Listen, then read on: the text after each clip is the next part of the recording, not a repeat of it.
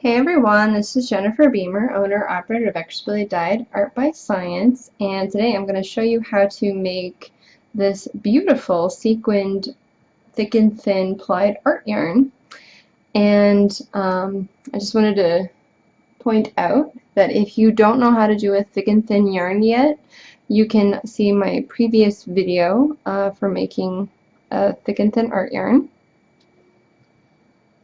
And thick and thin just means a thick spot in between two thin spots, and it repeats over and over throughout the entire skein of yarn so that it has this kind of undulating appearance. And then to spice it up a little bit, you can add some sequins, and I'll focus this for you so you can see the sequins a little better. Okay. So I varied the sequins for this particular skein, and you can do this too or not, it's up to you. I used some clear ones here, and I also used some little small purple ones, and I have some like reddish purple ones that I used as well. And I used a purple thread for this. Let's see if I don't know if the color will really show up. I'm gonna get it as close as I can and focus it. So you might be able to see that it's a purple thread. And I just used a basic sewing thread for this.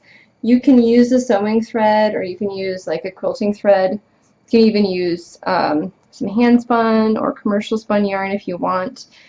You can use something that's plain, or you can use something that has some shine, or you can even use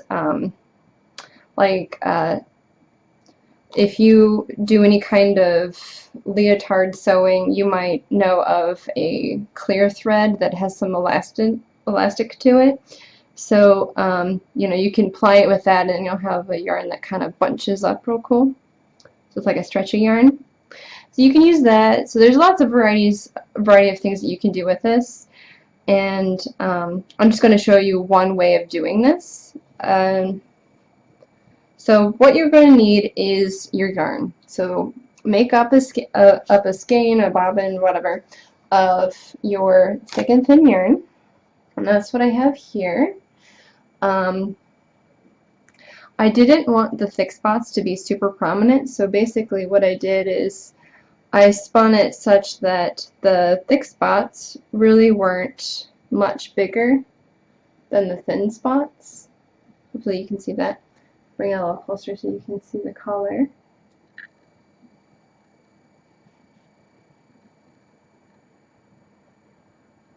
Oh, let's get it back in the frame. There we go. So you can see this little thick spot right here, and then it goes up to the thin spot there. So that's what I spun for this particular project, but you can make it however size you want. So you have the yarn. Now the only other things that you need your thread, and this is a heavy-duty sewing thread that I bought here in Korea, and it's got a very nice sheen to it in color black. And then you might want a beading needle. Now, this is not a needle that you would need for sewing beads or sequins onto fabric, but I find this to be the most useful needle for putting on sequins and beads. So it opens up here in the middle. Trying to get this so you can kind of see what I'm showing you. So it opens up in the middle.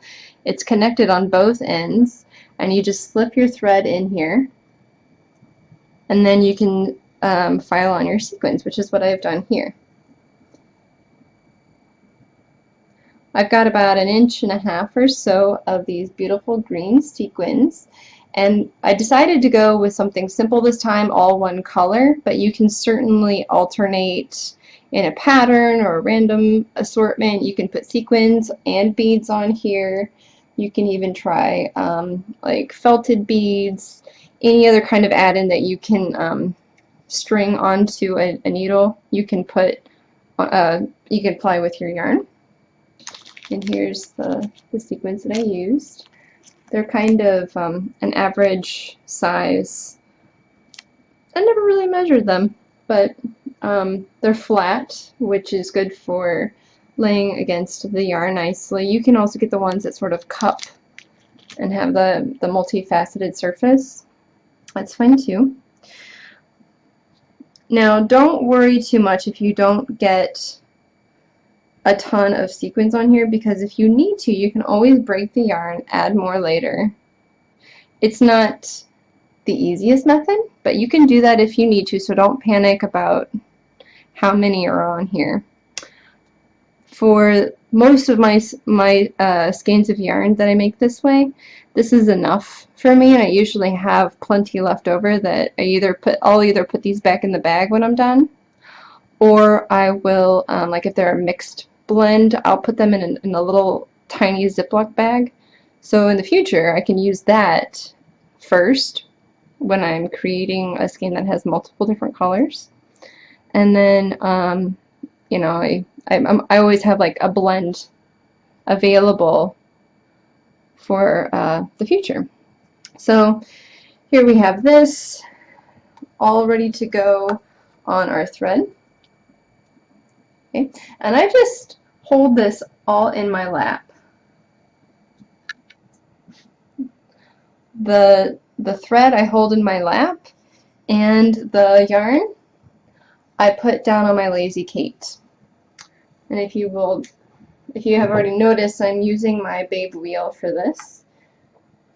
Just happened to be the case.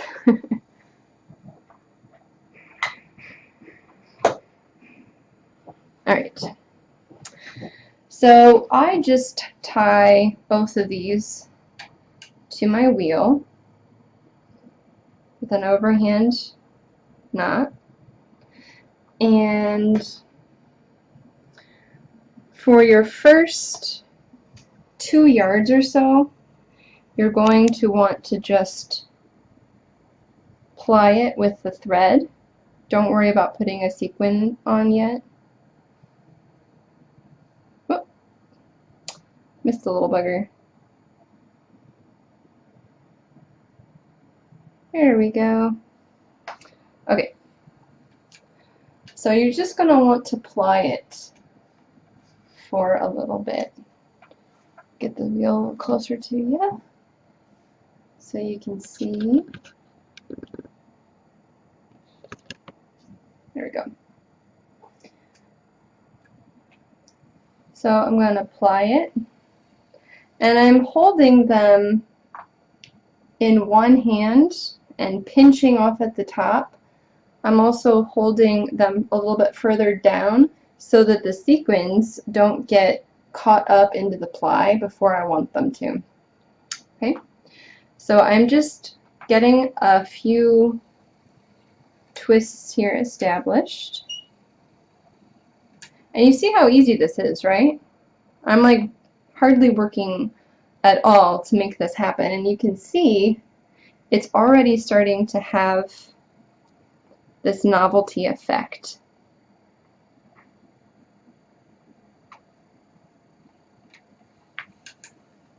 Yeah, bring this up a little closer and focus it.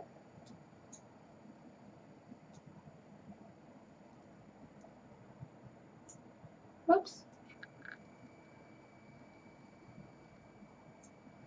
So you can kind of see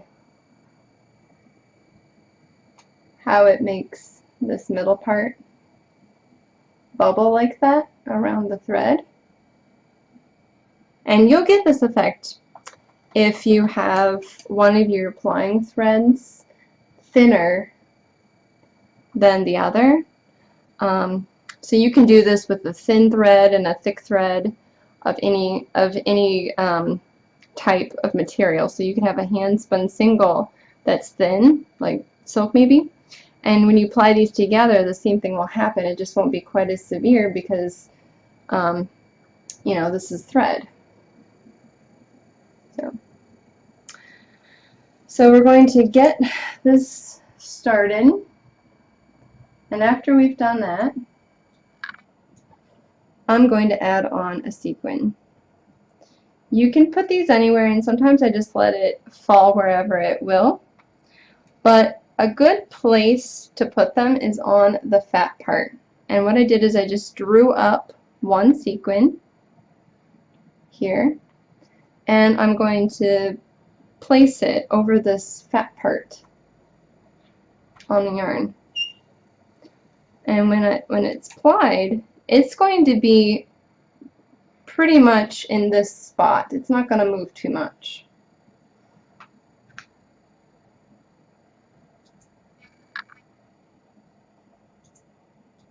Okay, I'm going to move this up a hook just so that I build on my bobbin evenly.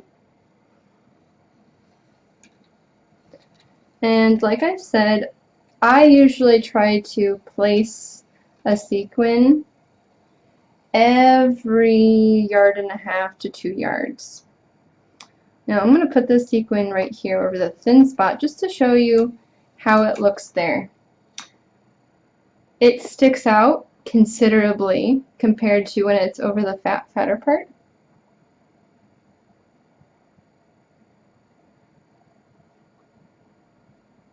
Like that.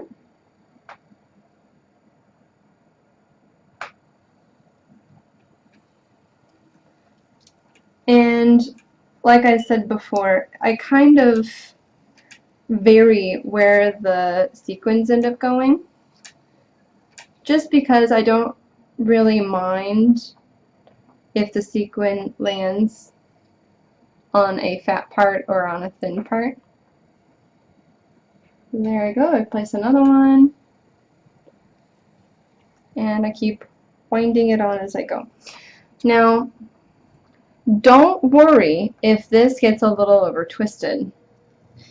This yarn has been sitting on the bobbin for about a week, week and a half or so. So the twist is kind of dormant right now. So you can see how it twisted up on itself right there. That's totally fine. When I wash this, the twist will relax. And well, first the latent twist that was just resting in the yarn will come out and balance this thread that I've just plied with it, so that curling won't happen.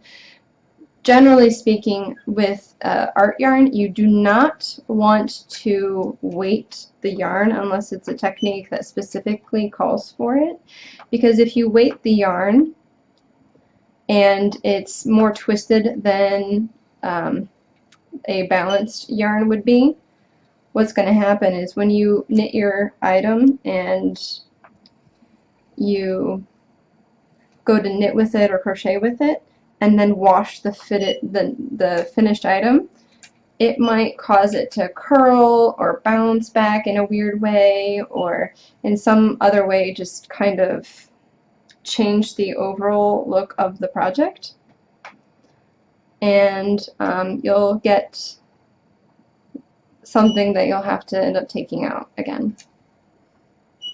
Okay, so I'm just going to keep working on this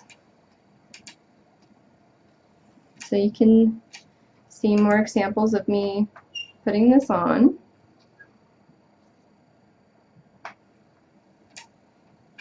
Like that. It's very easy. And if you're paying close attention to my thick and thin yarn, you'll realize it's not super consistent. And that's okay. This yarn looks great even if the big parts are really big in some places and not so big in others. If the contrast between the fat parts and the thin parts is more or less severe than in others. And think about how this would look too if if I had decided to also add in some beads.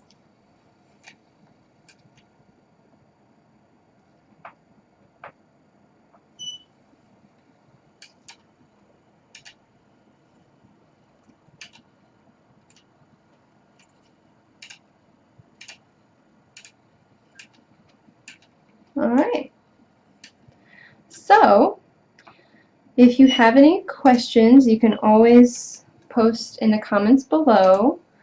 You can also send me an email. All this information is going to be in the description.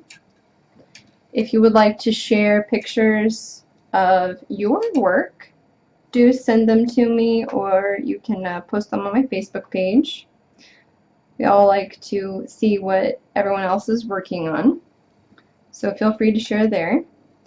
If you have suggestions for other videos, let me know as well, because I like to do videos based on requests. Since I do a lot of these for you guys anyway, I'd rather get your ideas, because I want these videos to be useful for you, not just things that I feel like doing. So please let me know. And if there's anything else you need, you can certainly email me or find me on Facebook, ask your questions, that sort of thing. I also have an Etsy site, so if you would like any of my bats or yarns, you can find them there. And if you haven't already, please like this video and subscribe to my page to see more things in the future. Thanks for watching. Bye!